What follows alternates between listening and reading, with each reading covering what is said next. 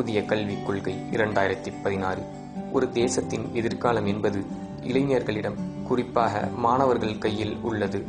மாணவர்களை வளர்ப்பதில் கல்விக்கூடங்கள் ஒரு முக்கிய பங்கு வகிக்கின்றது. கல்விக்கூடங்கள் மாணவர்களை வெறும் புத்தக புழுக்களாக மாற்றி பணத்தை மட்டுமே இலக்காக வைத்து வளர்த்து கொண்டிருக்கின்றது. ஆக இந்த கல்விக் கொள்கையில் மாற்றம் வேண்டும் என்பது மக்களின் ஒத்த கருத்தாகும்.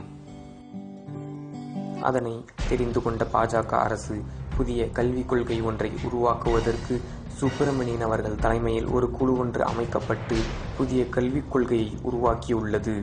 அந்த முன்மொழிவுகள் வெறும் இணையதளத்தில் மட்டுமே கிடைக்கும். இந்த கல்விக் கொள்கையால் வரும் மாற்றங்கள் என்ன? மாணவர்கள் திறன்மிக்கவர்களாக இருப்பார்கள். இலவச கல்வி திட்டங்கள் வழங்கப்படும். அரசு பள்ளிகள் ஊக்குவிக்கப்படும். வேலை வாய்ப்புகள் அதிகரிக்கப்படும். அவ்வாறு நீங்கள் நினைத்தால் அது முற்றிலும் தவறு. இந்த கல்விக் கொள்கையினால் ஏற்படும் விளைவுகள் சில.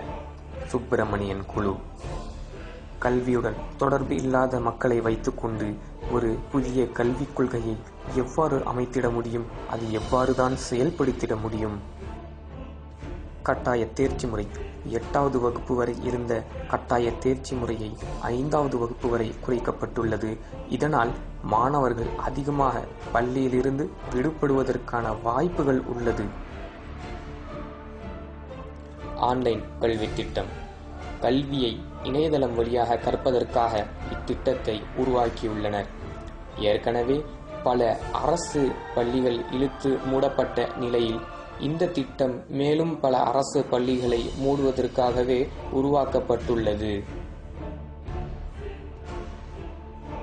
சமஸ்கிருத திணிப்பு தேசத்தில் மிக சொற்பமாக பேசப்பட்ட இந்த சமஸ்கிருத மொழியை திணிப்பதற்காக மாணவர்களுக்கு 3வது மொழியாக தேர்ந்தெடுக்க வாய்ப்பு அளித்துள்ளது.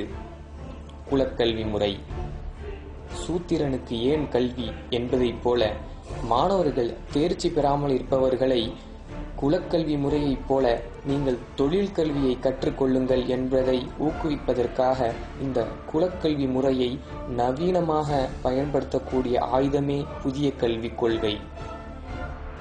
அது மட்டுமின்றி வரலாறு திரிபுகள் மற்றும் இன்னும் பல விஷயங்களை உள்ளடக்கியுள்ளது புதிய கல்விக் கொள்கை. தேசிய கல்விக் கொள்கை சாத்தியமா? நம் தேசத்தில் பல கலாச்சாரங்கள் பின்பற்றக்கூடிய மாநிலங்கள் இருக்கும் பொழுது மாநிலத்திற்கேற்ப கல்வியை உருவாக்குவது மட்டுமே இதற்கான தீர்வை கொடுத்திட முடியும். இந்த புதிய கல்விக் கொள்கையை எதிர்ப்பதற்காக கேம்பஸ் ஃப்ரண்ட் ஆஃப் இந்தியா தமிழக அளவில் போராட்டங்கள்,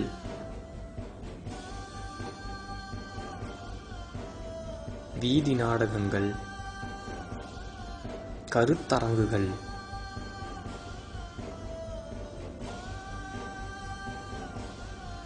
மின்னஞ்சல் அனுப்புதல், கையெழுத்து பிரச்சாரம், வாக்கெடுப்பு போன்ற பல பிரச்சாரங்களை முன்னெடுத்துள்ளது.